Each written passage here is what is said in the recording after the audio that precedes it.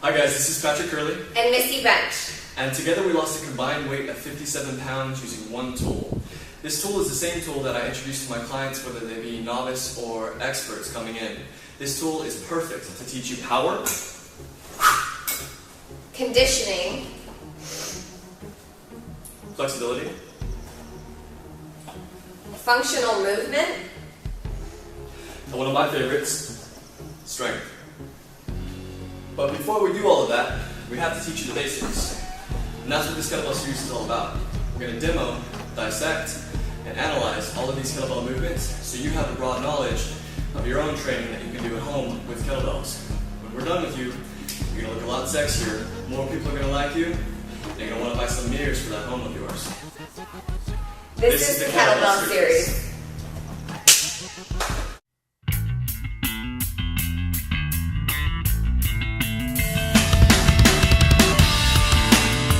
If I could add any movement to somebody's workout routine, it'd be the kettlebell swing. Nothing builds strength and power fast and effectively while burning a lot of fat.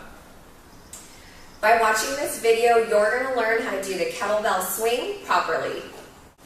Alright guys, we're going to take a look at the kettlebell swing. And basically what the kettlebell swing is a deadlift with a lot of power.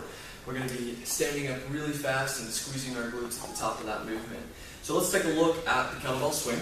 You're going to throw the kettlebell back into a hike pass, stand, and squeeze. Now it may look like I'm using my shoulders, but actually I'm using my hips to generate force to get that movement done. So what we'll do is we'll start with the deadlift for you to kind of understand the movement pattern, and then we'll progress you from there. What I'm going to have you do is stand directly over the kettlebell, and you're going to have your feet, like I said, directly over it. From here, you're going to unlock your knees and move your hips back as far as you can without bending your knees anymore. So soft knees, move those hips back until you can't anymore. My hamstrings are on full stretch. I'm going to bend from my knees, grab the bell, and stand up. I'm going to repeat that process. Soft knees, hips back, bend, stand. Soft knees, hips back, bend, stand. Fantastic. Go ahead and drop the bell. So from there, what I want to kind of drill into you is how to turn certain muscle groups on and how to keep your spine in line. All of this is very important when you're loading the spine. The primary goal here is to keep you healthy, and then we're going to get you sexy. So number one, we're going to line up your spine. Missy, can I use you for a second? And go ahead and grab that and take it with you. I'm going to have you stand right here, and you're going to be facing this way. Cool. So when I say neutral spine or straight spine, what I really mean is I want 3 points of alignment through that spine before we start deadlifting or swinging the bell. So I'm going to have Missy put this down on her back. Perfect. Now from here, I'm going to have to just kind of angle yourself just a bit. Perfect. From here, what I want to make sure is that we have perfect alignment with the head, the upper back, and the tailbone. So that dowel should be touching those 3 points through movement, regardless of the movement that we're doing. So we're going to go through that one more time. If you have a broom or a PVC pipe at home or anything like a wooden dowel, that'll work. So I'm going to have you do what Missy's doing here, and I'm going to have you bend your knees, soft knees. From here, we're going to move from the hips all the way back, and then we're going to stand, and I'm going to add one more thing. We're going to squeeze the glutes. One more time, soft knees, moving those hips all the way back, stand, squeeze, and you'll notice that those 3 points of alignment are all in line as she's doing this. Nice. I'm going to keep you here for 1 second, and we're going to go over a few more things. So that's basically how to keep the spine in line and keep it nice and tight for the movement. Now, how to do that how to do that through muscular activation is what we really want to learn in this next piece. So in order to, go ahead and turn around for me, in order to stabilize the top of the back, what we want to do is turn her lats on. Okay, so how we're going to do that, face this way for me, is we're going to turn the lats on from a standing position, and I'm going to have her run through that movement one more time. So go ahead and stack your hands in front of you, and I want you just to push down on this dowel. So from here, what she's doing is she's turning her lats on, and now I'm going to have her continuously do that while she unlocks her knees and moves back from her hip. Perfect, and then stand straight up. Go ahead and do it again, soft knees, moving back from her hips, and freeze. Nice. So from here, she's still tight from the lats, And from here to here, her spine is nice and protected. Go ahead and stand up for me. Nice. Next, what we're going to do is learn how to turn on the hip flexors. The hip flexors are here, and go ahead and hold on to the staff for balance and bring it all the way up. One leg. Right in here. We're going to learn how to turn these on and go to rest. And the reason that this is important is it teaches us how to stabilize the lower back. Alright, so I'm going to have Missy go ahead and lay down here, feet here, head there. And we're going to learn how to turn those hip flexors on. And I want you to do this when you're watching this, so you have an idea of how this feels. Go ahead and bring your feet off the ground for me. Cool. Now what Missy's going to do is she's going to bring her knees together, and if she has a towel, she's going to place a towel there. And then she's going to place her hands on her thighs. Right up here. Cool. Now she's going to bring her knees to her chest and resist it with her hands. So she's using a lot of force with her legs all the way up, driving towards that chest as she resists it here. And she should be feeling her hip flexors. Yeah? Nice. Those bad boys are cranking. So what I want you to do is pull, pull, pull. Pull from those hip flexors, pull from those hip flexors. And you're going to be hearing me use that cue throughout this series. Pull, pull, pull. And she loves this, you can tell. Good. Go ahead and stand all the way for me, Missy.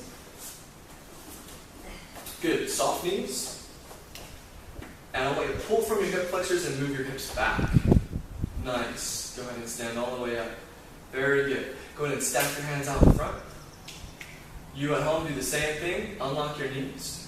Pull from your hip flexors and push against my hands. And look at that spine. Beautiful. Stand up. One more time. On soft knees and pull from those hip flexors. All the way back and all the way up. Gorgeous. Thank you very much. That's basically how we keep a nice tight neutral spine through the movement. It's very important that you feel these. If you don't, get a hold of me and let me know, and we'll make sure that you do. So that's how we activate muscles around the spine and keep everything nice and tight. Okay? What we're going to do is move back to the swing with that notion, or excuse me, the deadlift with that notion. So we're going to grab the bell, our shoulders are back and down, those lats are really tight. Unlocking the knees and pulling from those hip flexors. Now you may notice that that back feels a lot tighter and with that bell in your hands. We're going to do a few reps and just get nice and used to it. Okay? Sweet. From there we're going to move on to the pendulum. The pendulum is the base movement to learn the swing after you've mastered the deadlift. So using all those muscles again to keep that spine nice and tight, we're going to go in through to that deadlift position at the bottom. From here, just let the bell swing back and forth. This is what we call the pendulum position. Once the bell's underneath your butt, you're going to stand and squeeze as fast as you can.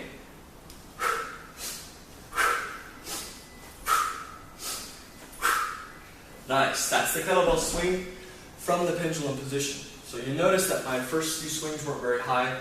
That's okay. I just want you to stand and squeeze as fast as you can. Now, the kettlebell swing is basically a jump. I don't care where you're from, what country you're from, you know how to jump. And it makes you smile. So I want you to do this with me. What you're going to do is get into a nice quarter swap position and jump as high as you can. Okay? Do it again. I'm watching you do it. Good. I know you're smiling at home. Now, do it again. I want you to jump, relax, squeeze your glutes. One more time. Jump, relax, squeeze your glutes. One more time. Jump, relax, squeeze your glutes. Fantastic. You just gave me 3 perfect swings. The kettlebell swing uses all the same muscles it takes to jump, and then at the top, you squeeze your glutes. And it's as simple as that, and that's as simple as I want you to think about the kettlebell swing. So let's try it. What we'll do is we'll go into that pendulum position. From here, you're just going to let it flow back and forth. When it's underneath you, remember, we're standing and squeezing with force. Jump and squeeze. We're not leaving the ground, but we're squeezing at the top. Nice. Awesome. Very good. So, we're going to be standing and using a ton of force to generate the movement of the kettlebell, and then we're squeezing at the top. Now, breathing. You might notice that I was breathing pretty hard. Well, that's because Missy's in the room and she gets me excited. And I care about the health of my spine. Now, in order for us to engage our core and get those sexy abs that everybody's talking about, we have to breathe out with force. I want you to take your fingers and place them on your stomach and push. Now, breathe out kind of like a sigh. I have to go to work. I have to take out the garbage. Now, breathe out with force. One more time. Seriously, don't be bashful. Do this at home. Now, what do you notice? It should be getting tight. That's right. There is sexiness in there. So when we breathe out with force, what happens? Our core gets tight. And what that does is it protects our spine as we move through this movement. Very, very important stuff. Now, I tell my clients you can do the swing right and wrong at the same time. Meaning that if we're breathing out with force, we're standing and squeezing our glutes, our spine's going to be healthy. All the other things we can drill later to really perfect the swing. So the last thing that I'm going to give you is we're going to go through two movements. One is the swing. I want you to throw the kettlebell back, stand and squeeze, breathing out with force. Do this with me. Stand, squeeze, breathe out. That's what I want you to think about. Now, all of that may be good. The last thing I'm going to give you to think about is patience. Now, when I say patience, I mean I want you to wait for the bell to drop before you move from your hips back. Now, remember we were pulling from these hip flexors, moving them back, right? As the bell swings up, we're going to wait last second for our arms to hit our ribs, and then we're going to be pulling from here, just like we did in that deadlift to load the kettlebell. So, watch me.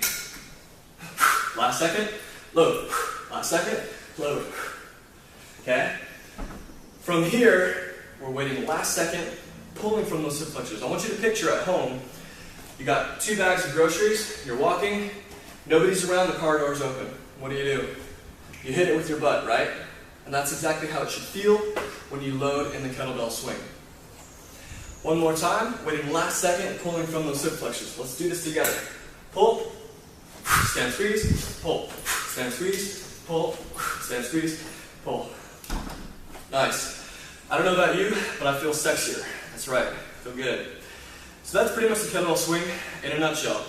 Enjoy that, play around with it. Let me know if you have any questions.